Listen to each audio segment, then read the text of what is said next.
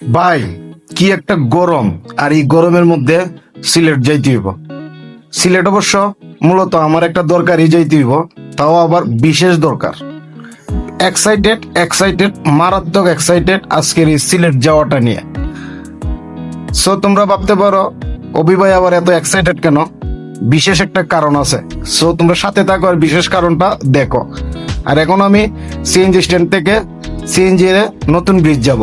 নতুন ব্রিজ থেকে বাসে করে সিলেট যাব। নতুন ব্রিজ থেকে বাসে করে সিলেট যাওয়ার মূল কারণ হচ্ছে বিরতিহীন বাসে এই গরমের মধ্যে এই রৌদ্র এই তাপ সহ্য করে সিলেট যাওয়া আমার পক্ষে সম্ভব না, কারণ আমি আবার জমিদারের নাতি।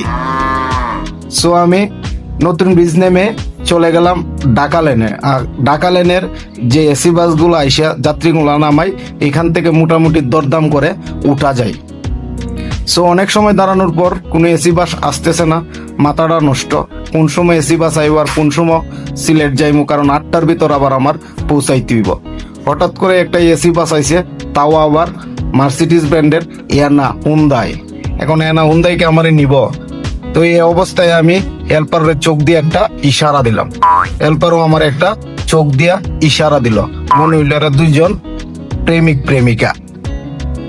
যাই হোক, হেল্পারে আমার সিস্টেমে কোনোভাবে ভিতরে নিয়ে ঢুকাই দিল। আর আমিও সিটে বইসা সিটটা স্লিপ করে আলিশান ভাবে একটা ঘুমানোর প্রস্তুতি নিলাম।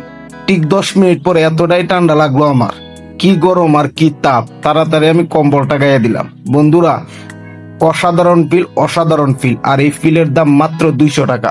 কি দরকার বিরতিহীন বাস দিয়ে এত কষ্ট করে সিলেট যাওয়ার? সো বন্ধুরা, ঘুমাইতে ঘুমাইতে ঘুমাইতে ঘুমাইতে চলে আসলাম সিলেটে। আর এখন আমি হুমায়ুন চত্বরে।